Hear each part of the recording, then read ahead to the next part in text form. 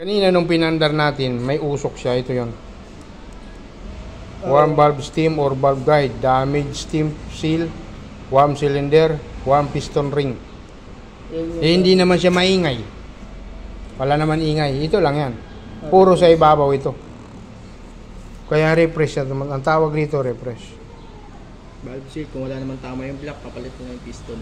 Piston ring. Kasi nasa ano to eh, nasa gasket. Nasa 92 kilometers na rin. So, maganda refresh. Tama lang din naman. Tapos valve seal. Kasi itong sinyales na to, regular ito na nag-change oil. Tingnan mo. Malinis ang ano.